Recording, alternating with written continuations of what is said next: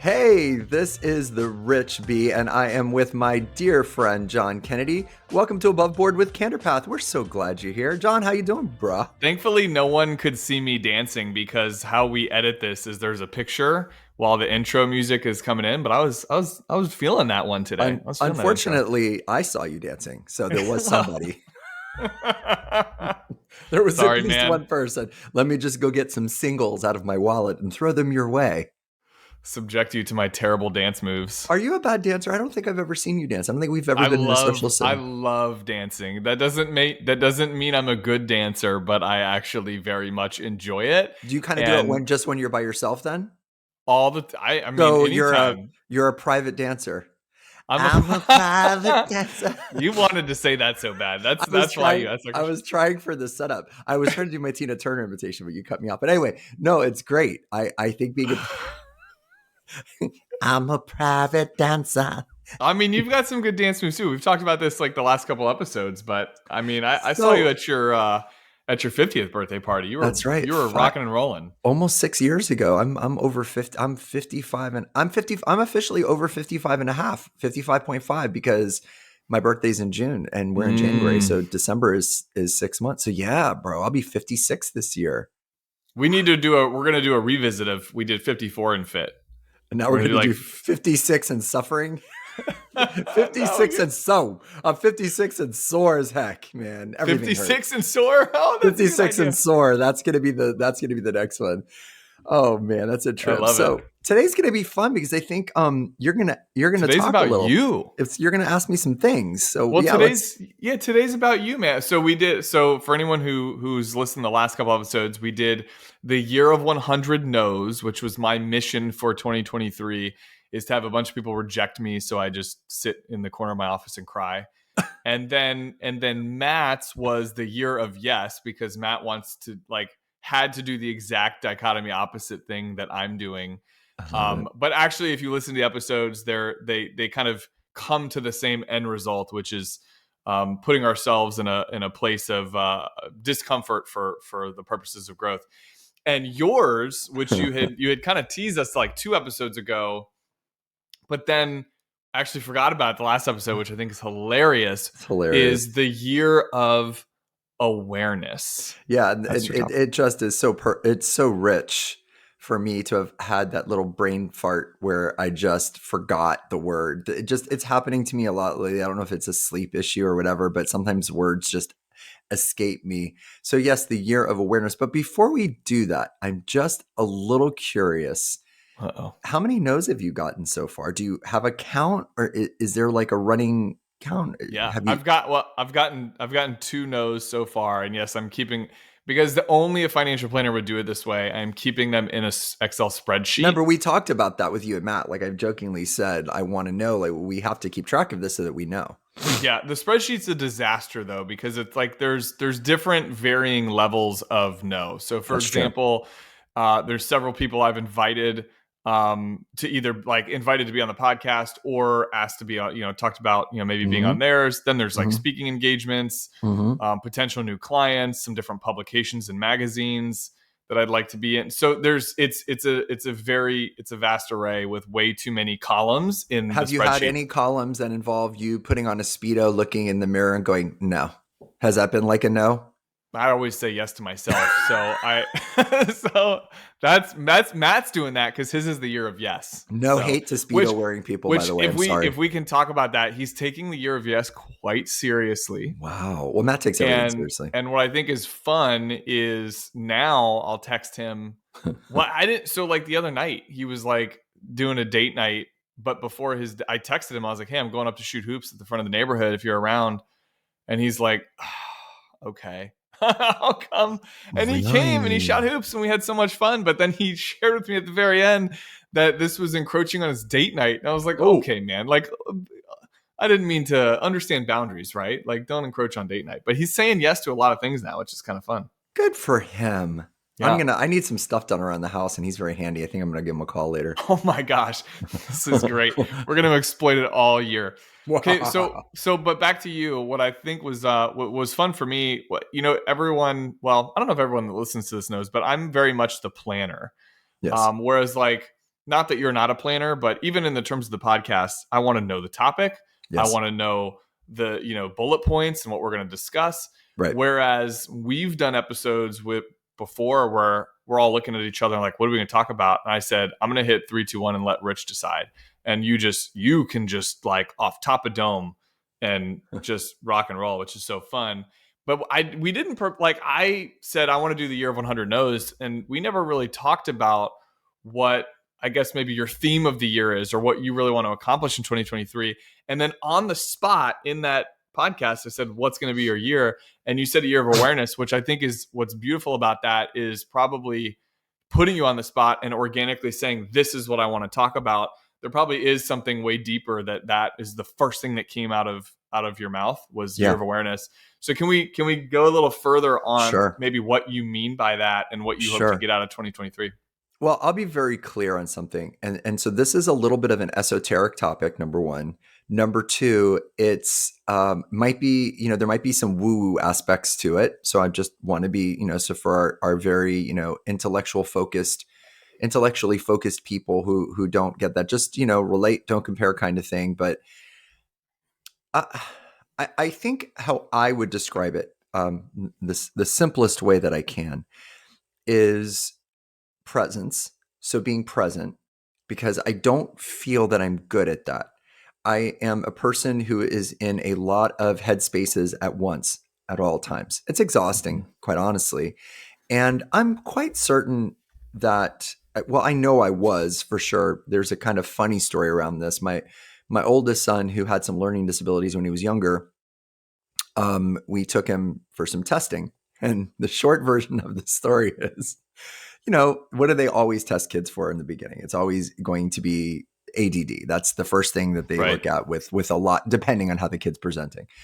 So there's a questionnaire that you fill out for the in this case the child, my son. And so I did that. There was a questionnaire, but in the office there was these like brochures, and I filled out a brochure. Like I was bored, so my son was in the back with the psychologist, so I'm filling out these like bubble and these questions. I get called in the back. I just kind of leave it on the seat, and of course, me being me, I wrote my name at the top of it, which was just such a brilliant move because it said name, so I wrote name, social security number, basically. address. So instead of getting my like my bank hacked, I get my psychology hacked. So I go in the back, I go through the meeting, everything's done. About 4 days later, I get a phone call from the psychologist. And the psychologist is, I'm like, oh, is this about, my son? Oh, no, actually, this is about you. And what do you mean? Well, when you were in the waiting room, did you fill out a brochure? I did. Well, you left it there in the waiting room. I did. Well, one of my associates saw it, handed it to me. So I ran it. I ran it through. I guess I run it through some machine, just like they do your like SATs. And I test off the charts for attention deficit disorder according to this questionnaire. And he's like, have you ever you didn't know this about yourself up Oh until no, and I'm like 40 years old at this point. And I'm like, what do you mean? So I always make the joke that when I was a kid, they didn't call it ADD, they just called it detention. So I didn't know. I mean, I was the kid that like in class, everyone laughed, and the teacher would be like, I was likable and I wasn't mean. So I would get comments like, all right, Rich, that's very funny. That's great. But we got to get, let's bring it in, and I'd have comments made like, if Rich could just stop talking, he could be successful. And, which is funny that I speak for a living now. But, so I've struggled with that, being present for a lot of reasons. I think also because of if I went deep into this, I think, when you come from a childhood where you have had some challenges or difficulties where maybe, just to put the word out there and it's kind of heavy, but where there's been abuse or neglect or any of those kind of things, you learn a lot of protective mechanisms. I've learned this from being in therapy, and you learn to be very good at reading people. I had to be very good at reading my mother, and what kind of mood is she in today? What does this mean?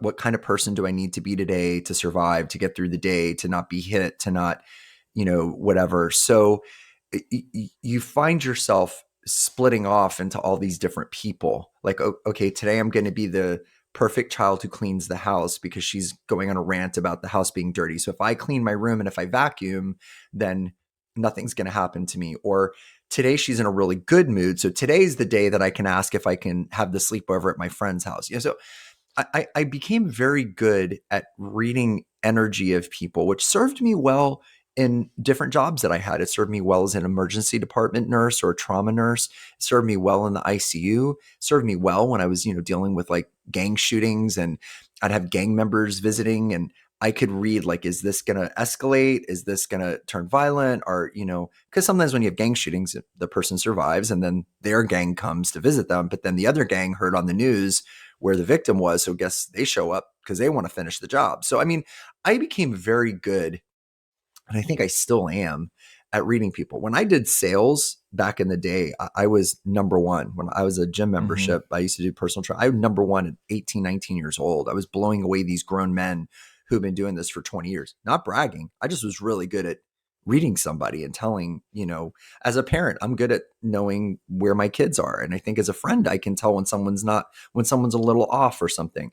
Your EQ is off the charts, and I've actually said that to other people before, because people ask me about you, because Really?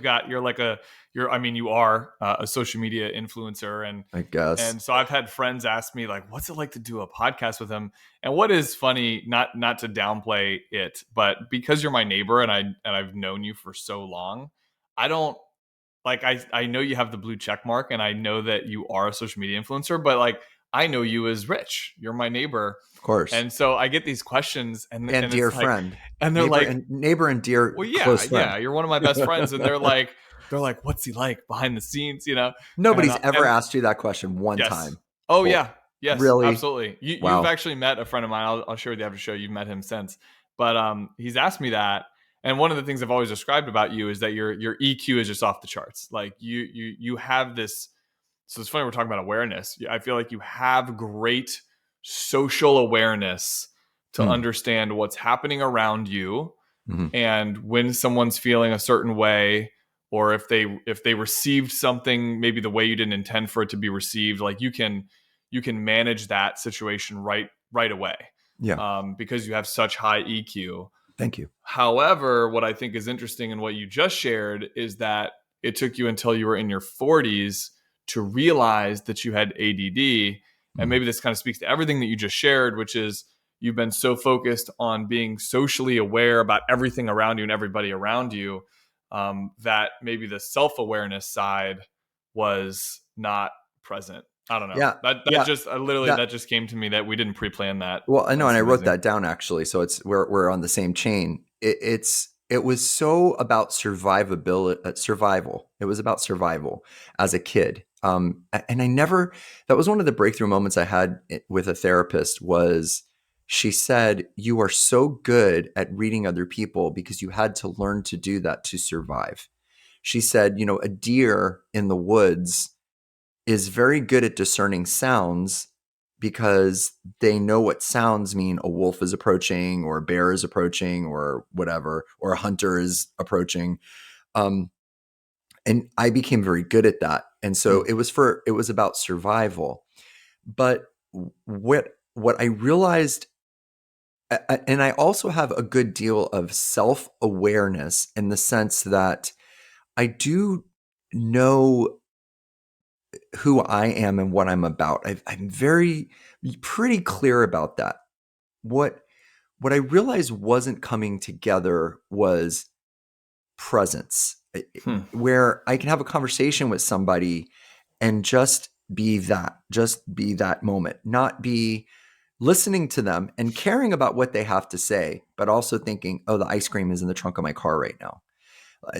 I just it's been so difficult for me.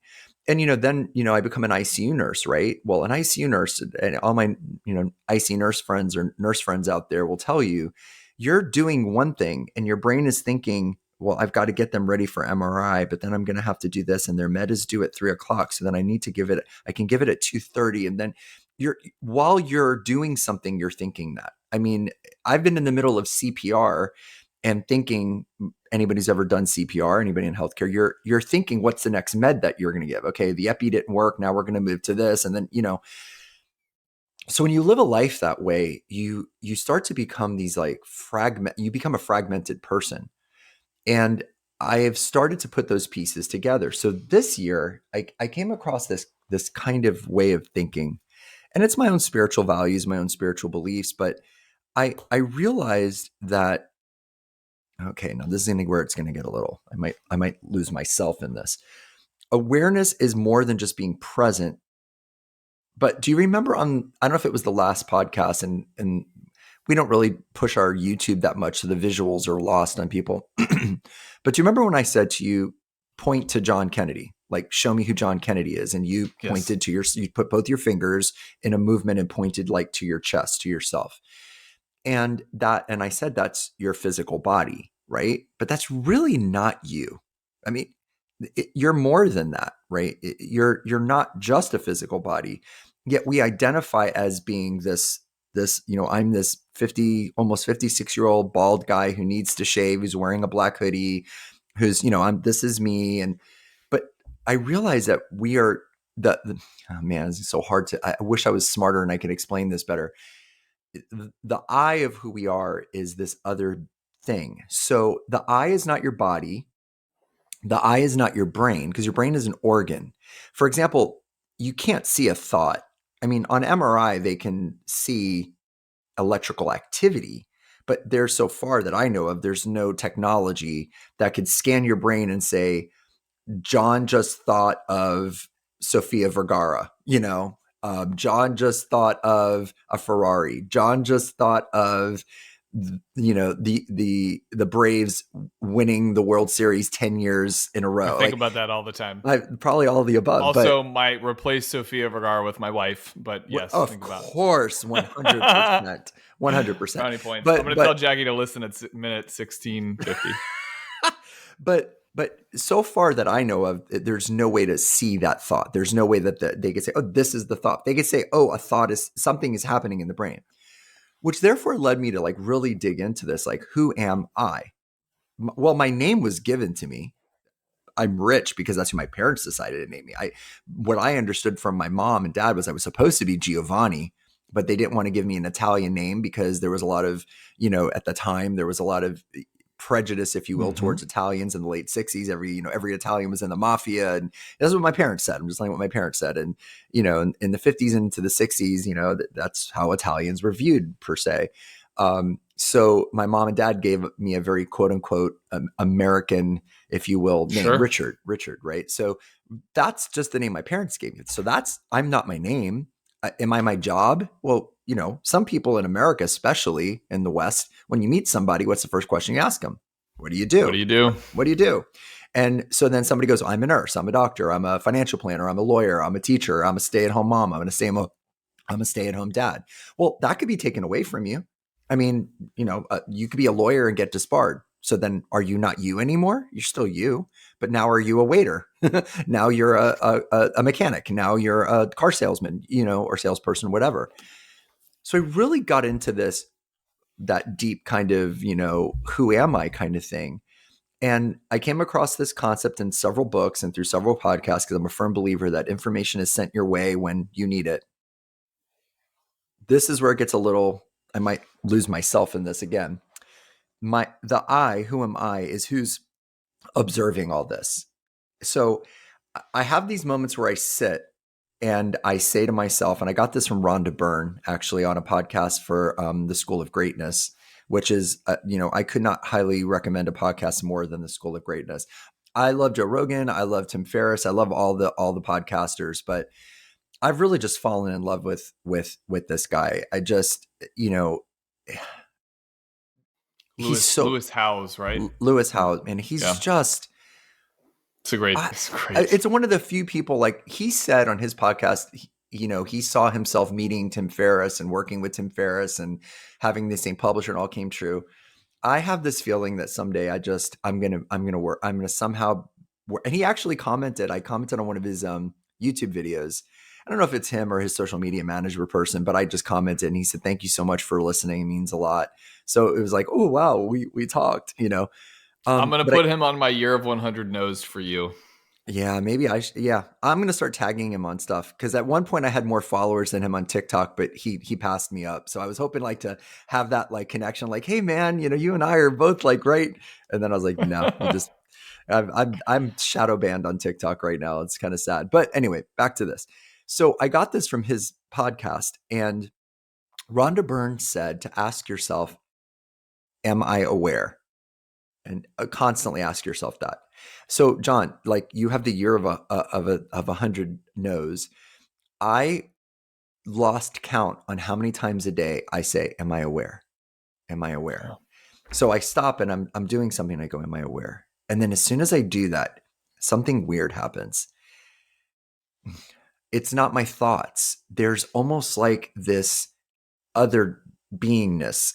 It's hard to explain. I really don't think I have the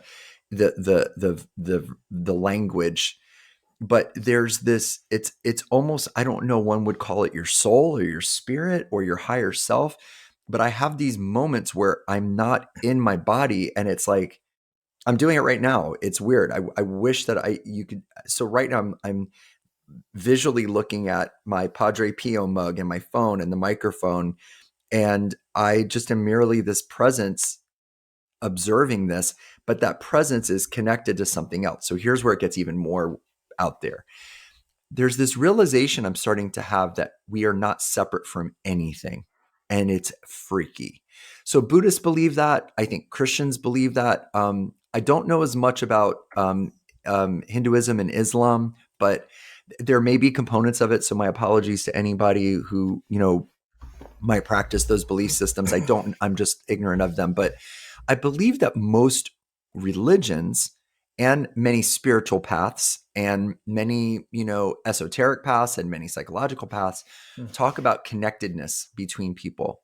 And, we've all, seen the thing where we're not solid. You're a bunch of, if I put you under a powerful microscope, you're not solid. You're a bunch of atoms and neutrons. And so then you ask, what are atoms and neutrons made of? And they're particles. And what are particles made of? Other particles. What are those particles made of? So it's very strange when you think about it. But at a very high level, we're all in this like buzzing energy field. Sound isn't really sound. Like if I clap my hands, Yeah. it's just the waves that happen that your ears pick up, because to a person that doesn't have that, who is deaf, there is no sound. Yeah. But does that mean the sound didn't take place? Well, for them, no, it didn't.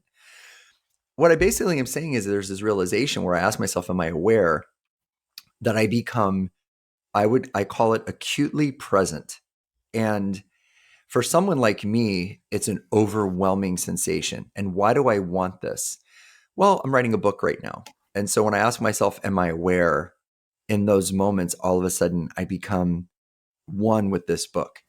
When I'm talking to my daughter, Ava, who always wants to tell me these fantastical stories, and she wants to talk about Harry Potter and how Hermione would do this. And I ask myself sometimes when she's talking to me, and I know I have a call in 15 minutes, instead of sitting there looking at her and thinking, okay, so on that call, I've got to make sure I present the calendar.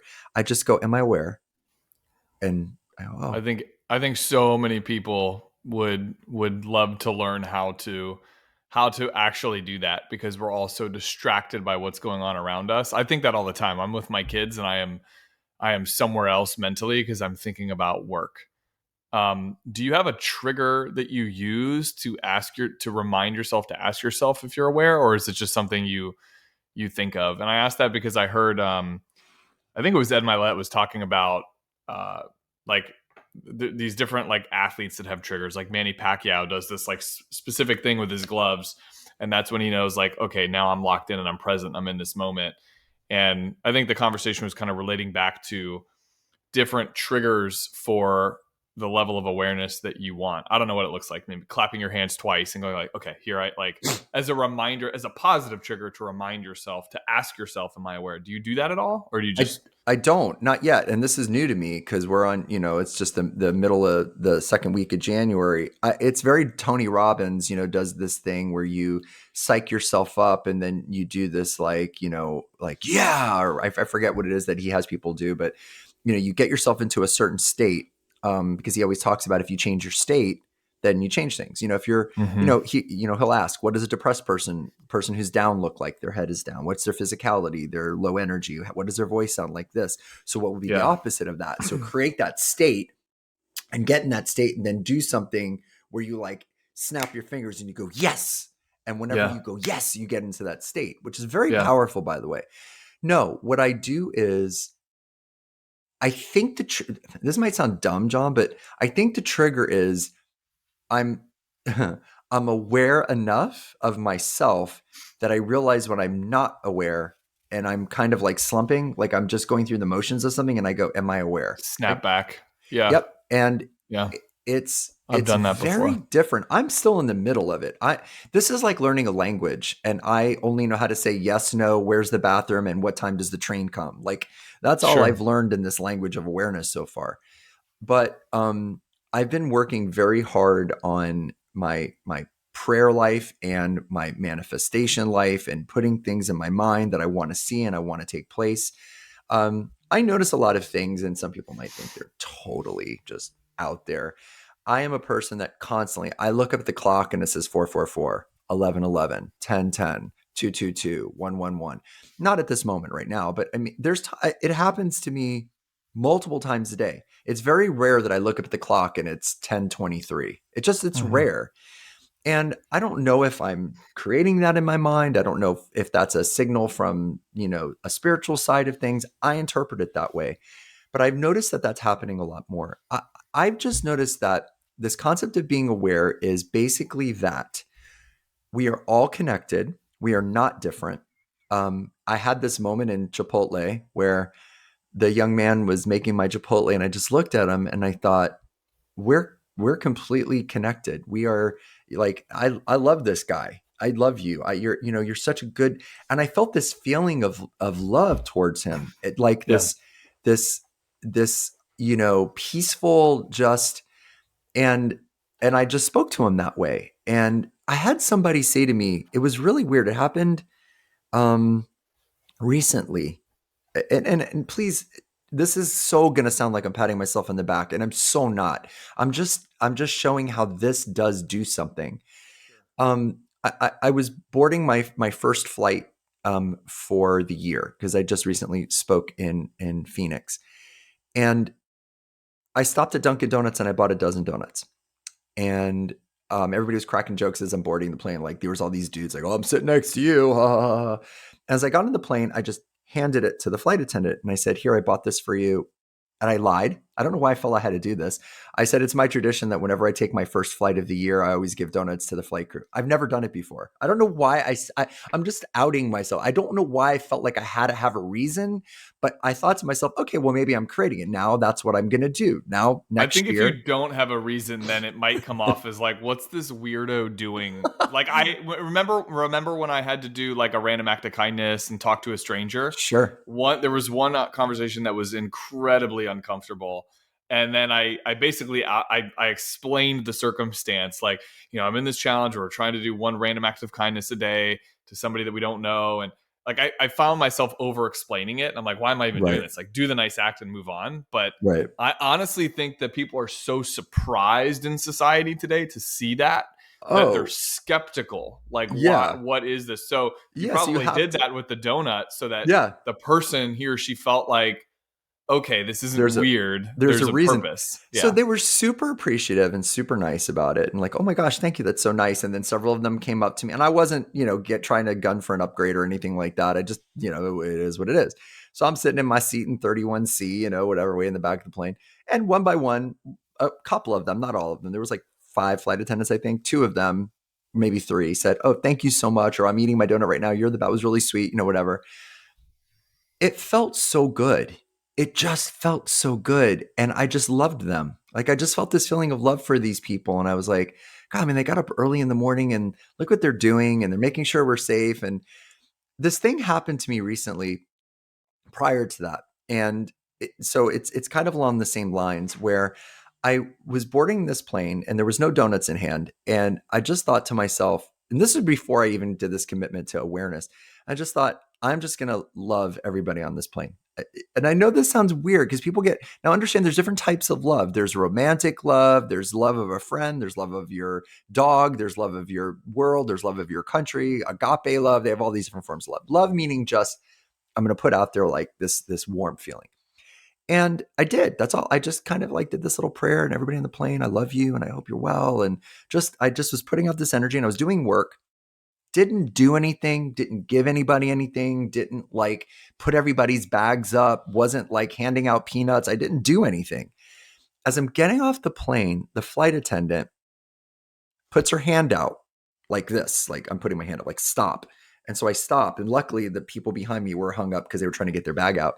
And she just said, I don't know you, but I just want to thank you. You are one of the nicest, kindest people I've ever met. You just exude kindness. And I hope you have kids because we need more people like you. You're just, I just want to thank you. You're so polite. Now, that's great. It was wonderful. I was like, oh my gosh, thank you so much. That's so sweet. And I felt great when I got off the plane. I kid you not. I didn't give donuts. Now when I did the donut thing, which was this, I thought great act of, you Yeah. know, I Yeah. got out of 5 flight attendants, I think 2 or 3 even said anything to me. The other 2 didn't even, maybe they were hiding the donuts from them. But it was like, oh, thank you. That was really nice. It was cool. That was it. But this connection to understanding that we're all kind of one, that we're all Yeah. in this together, it sounds so, everyone just rolls their eyes and kind of moves on with it. But imagine if a certain percentage of people actually looked at the world that way and just thought that. So I'm trying to be that, not act that, but be Yeah. that. And that's the difference. The donuts was an act. That was, I'm going to do something nice because this is going to feel good. And maybe subconsciously, I'm going to look good. And this is a great story that, I'll feel good about myself. And look how nice I am. I spent $17 because it was like $17 in the airport. I spent all this money on donuts and I'm so, yet that didn't get as much of a change in the Yeah. environment as seeing us all as one and loving. So awareness is also this like beingness or this consciousness that we're all there. We're all from the same energy. We're all from the same place. Yeah. We're all connected. I think when you chose that day on the plane to be kind, you probably it changed your physiology too. Like Mm-hmm. whether you realized it or not, you were putting that out there, Mm-hmm. and I'm sure you were perceived as more friendly, as in the case of the person telling you that. Yeah. I experienced that in my household, where if there are days, and my Jackie's always been so good to tell me. We talked about this on the show like recently, that I love like constructive criticism, and she knows that about me, and it's never in like a mean way, but she's been very good at telling me before, like, you're not aware sometimes of the energy that you bring into the room, into the atmosphere, and the influence that it has. Meaning, what if I'm having a good day, I can uh, bring that energy into the room of positivity, and then everyone else is continuing to be happy and have a good time together. Or if I'm having a bad day, like, I can instantly bring the whole mood down. You're very, I mean, to interject from someone that knows you well and is close to you, I never am confused as to what mood you're in. I've never wondered. Like anytime I've been around you or seen you, I can, if it's 5 words or just looking at you, you have no poker face and you You are also have a high EQ, as we said in the beginning of maybe I this. do have a high EQ, but I know from doing podcasts with you and everything else, and just knowing you as a friend, I can see how Jackie would say that your energy level is very high, and if you're in a bad Yeah. mood, I feel it, and if you're in a great mood, I feel it. So I can see that. So go ahead. Well, I think I I was concur. kind of relating to what you were talking about, where you made that conscious choice of, I'm going to be kind, and whether you didn't go out of your way to do this very big intentional act of good gesture, but No, people could feel that, and I've learned that about myself recently, and I think this kind of goes back to the awareness conversation too, man. I never ever said to myself out loud or in my own head, be more present today. Never, until I started journaling about a year ago. And then twice a day, I would write it down. I would it's like, what are the 3 things that you want to, it was like the 5-minute journal, which I love. Because yeah, I it's don't great. like spending a lot of time journaling. It was like 5-minute journal. What are the 3 things that you hope to see out of the day today? And I would always write, almost every day, I would write something to the effect of being more present. And then I'd apply that like with my children or with my staff and team today, or Yeah. whatever the situation may call for it. And at the end of the day, what are the 3 things you could have done better? Or what, like, reflecting on the day, be more present. And so just twice a day, That was my trigger, was opening the book and Yeah. then thinking about it. I only do that twice a day. I don't do it as often as you do. But now I'm asking myself that question more and more that you're asking yourself of, am I aware? Am I being present? So it's really powerful to have some of It that self-talk to yourself about it. it is. And you know what I'm noticing about it is my level of mood has changed, because if you are in the present, it's very difficult. I'm not speaking, please. I don't. I know there's mental health professionals, and I'm not trying to present as one. Okay, Yeah, we're so not one of those. Yeah. no, and I'm not talking about a clinical situation. I'm talking about like depression in the sense of I feel depressed today, or I feel sad today, or whatever. I notice that when I'm thinking about the future, I get anxious. When I think about the past, I feel regretful. When I'm in the present, I'm peaceful.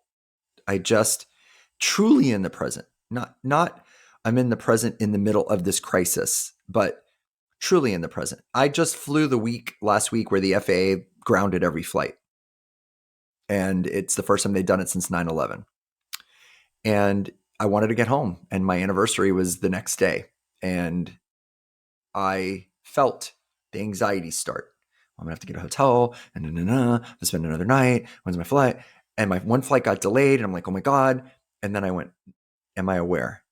And as soon as I did that, all of a sudden, it was as if, okay, so, I'm going to stay in a hotel and I'm going to eat Chipotle, and my coworker's with me on this trip. So I have a friend to talk to.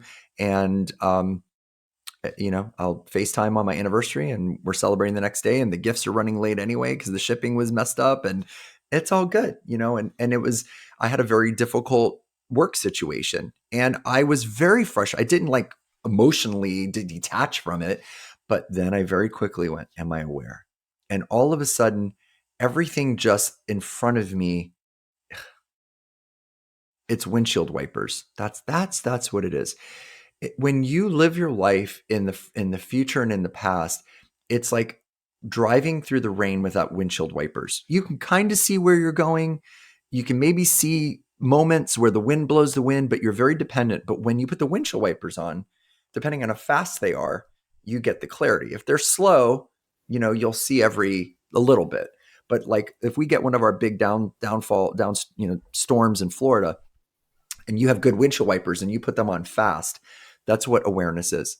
It's all the rain, all the static, all the stuff is coming. And this just came to me, this analogy. It's all clouding your vision, and awareness is just whoosh, whoosh, whoosh, whoosh, whoosh, and you're like, oh, okay. And I need that because I'm always in this state of worrying about what people think about me, and did I do a good job, and am I being good at this? And I'm writing, like I said, I'm writing a book. So like I'm like, oh my God, that's not good. That's not gonna, and then I'm like, okay, am I aware? Am I aware? And then all of a sudden I just get this very peaceful feeling, and it just kind of, you get into a flow state. So I would say that my goal for the year is very high-minded, I guess. My goal for the year is to be in that state, if not constantly. It's a very evolved place to be, um, regularly, whereas before it would be the exception that I would be truly aware. Have you ever thought about auditing how much of your day, like at the end of the day, looking back during your journaling, auditing how much of the day was spent in the past, in the present, or worrying about the future? Because I think, hearing you say that made yeah, me kind of think to myself. Because I first thought I had was I feel like I'm almost always in the future. Like my mind is always it is. towards what I have to You're do tomorrow, you are. next week, 10 Yeah. years from now, like what we're growing. I'm always thinking that way. And that's not the way to, and I don't know I don't know how you strike the right balance, but obviously, especially in this conversation, being in the present is the most, is the aspect that I'm trying to find a way to increase a percentage of time to. And I'm wondering if just that exercise of awareness of looking back on the day and being like, dang, man, all I did was all morning I worried about all I had to do during the day. And then during the day, all I was worrying about was what I had, you know, I'm wondering if if Yeah. even that exercise would be Well, would be and it's not beneficial. and it's not to confuse people and say, just don't give a crap about the future and just worry. Correct. But you could Yeah. be present about planning the future. Like you can sit down and say, I'm going to be present. I'm going to be aware of the reality of what I have to do, the reality of Yeah. the meetings that I have, the job responsibilities, the family responsibilities, taking my kids to sports, meeting my spouse out for date night or significant other or whatever. So there's nothing wrong with that. Yeah. I would say that I haven't thought about journaling how often that I do that, but I can tell you that for me, I'm making more progress than I thought I would when I sat Hmm. there and thought in the future, what's this going to be? Am I going to be able to do this? How long am I going to stick to this? Is this real? Is this going to happen?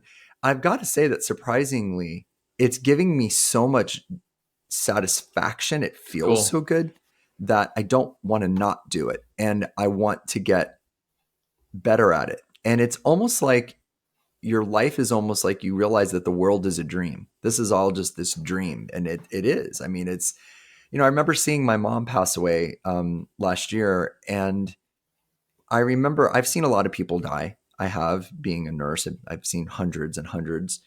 But sitting there and holding her hand and watching that moment where literally I had a stethoscope and could hear her heart beat to its last, literally being there with someone that you love and watching that moment of them passing. It was very interesting because I had this overwhelming feeling that she wasn't gone, not because her body was there, but that something continued. It's so strange and I don't know how to explain it. I really don't. But I just felt like something inside me said, "Oh, this isn't it. There's Sure. more." I have my beliefs. Other people might be completely atheistic and believe we're animals and we die and that's it, and we go away and fine. That's good. That's what you believe. That's great. But I just felt this overwhelming feeling of wow, there's a lot to this. And um it was a very peaceful moment. I didn't even really I don't think I cried, not in that moment. I think I was very, wow, because I made sure it was a peaceful moment for her and the sun was on her and she was warm and I was loving her and telling her how much I loved her. And I just, it was a feeling of connection. And I felt that connection still remains. I mean, you lost your dad at a very, young age as I did. I still feel that presence every once in a while. I still think of him and it's not just a memory. I feel something. I just think it's become a lot easier for me. And maybe it's because a lot of puzzle pieces are coming together for me because I've seen a lot of death. I've been through a lot. I have post traumatic growth. I went through horrible things as a kid and somehow managed to figure that out. And some of it was accidental, some of it was spiritual, some of it was therapy. But what I've come to is overwhelmingly is um, that we are kind of these spiritual, energetic people, these things, these beings that are more than just our bodies and our thoughts that we're having. The thought of like, what am I having for lunch today is not really me. And my name is not me, and this body isn't me, and my thoughts aren't me, and my job isn't me, and my status and my, being married or not married or a parent or not a parent, that's not me. Me is this observing energy, this beingness, this like oneness that's up there, that's kind of just fully aware of all that. And I have to tell you, I've had two or three moments, and it's for those people that have done like ayahuasca and have done all these things, they probably they find mushrooms. I've had these very non-drug related moments where all of a sudden I felt this weird feeling of being like connected to, oh man, I know it sounds so crazy. It's like a whole, Matt's gonna be like, I'm gonna get a call from Matt if he listens to this. He's like, are you okay? But it's been fleeting, bro. It's been like 2 seconds, 3 seconds, 5 seconds, maybe, Yeah. where I was like, whoa. And I saw everything. So I don't know. If all of a sudden you see my house glowing and I'm floating above it, you'll know. But that's me. It's the year of Enlightened. awareness. Well, Enlightened. I mean, that's what I'm striving for. And I'm striving for that because I've come to the realization that I'm more engaged and in tune with my work and my life when what I'm doing is coming from a place of I am loving this and I'm doing this for a higher purpose and a bigger reason. I don't care anymore about, like, I made the joke about being shadow banned on TikTok. I don't care anymore. I don't care anymore that I get 1,000 views when I used to get 700,000. I don't care, because I'm putting things out that I think will entertain, enlighten, encourage, empower people. And I just do it. Yeah. And I'm really at peace with it. And that's where I'm at. And so my year of awareness is about just connecting to that higher self, being constantly reminding myself, like, am I aware? Am I aware? And watching all of this good is starting to bubble up in my life. Yeah, that's great. Well, I think this message is really helpful for all of our listeners, and for me specifically. Um, Thinking about adding this into my day-to-day routine over and above. First of all, I haven't journaled in a while. I'm going to bring that back into the fold, because it takes no time at all. I mean, that 5-minute journal is just so easy, and it gives you a moment to just sort of recognize the Mm-hmm. good that happened in your day, and to look for it. Yeah. But that was always my like priming myself for Yeah. being present that day. And I think I also want to sort of come up with a trigger or something. I don't know. I'm going to do like the LeBron James, like chalk clap. I'm going to put chalk in my hands and clap in the air in the house. So it doesn't For need to you, be it like should be something for you, it should be every time you drink water, since you do that so Yes. regularly. Am I being present? That's a good question to ask ourselves, though. Yeah. Yeah. And I think you've Absolutely. really shed light on something that, um, I don't know. Mine were more. I think like Matt and I's goals for the year are more. I don't know what the word is. Tangible. Tangible. Yeah, Tangible, or tangible. measurable, Yeah. or yeah, like hard There's like a points. defined outcome of it versus in this instance, it's really just trying to bring yourself into the state of awareness and reminding yourself of that. So there's a lot to unpack there. But And thanks probably for can and sharing that. probably confuse the heck out of about 87% of the people listening to this. But I just want to be clear, I'm confused as well, and that's okay. I'm aware of it. But Yeah. it's like I said, I compare it to learning a language, and I'm very early on in this, but I feel that this is where I'm going. This is what I'm Love it. supposed to do, and this is what I've always looked for. I mean, even when I was in church, last weekend, I just sat in the middle of it and said, "Am I aware?" And I just started looking around at everybody, and the music was playing, and I just was like, "Wow, look at all these beautiful people here." And their purpose is here because they're trying to find some peace, and they're bringing their families here, and there's love in this room, and I just was like, "Oh man, this is nice." Beautiful.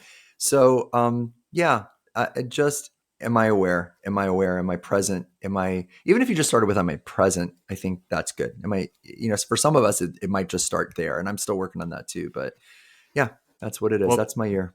thanks for shedding the light on that. And I think again for me, you and I are high EQ and you're Mm. high IQ. I'm low IQ. No, you're But not. so I have my takeaway from that is to come up with opportunities to ask myself the same question. So I think that's really awesome. Do you want to take us out, Rich, like you always Uh, do? Absolutely. Well, listen, we're always super grateful for everybody that listens, that downloads, that subscribes.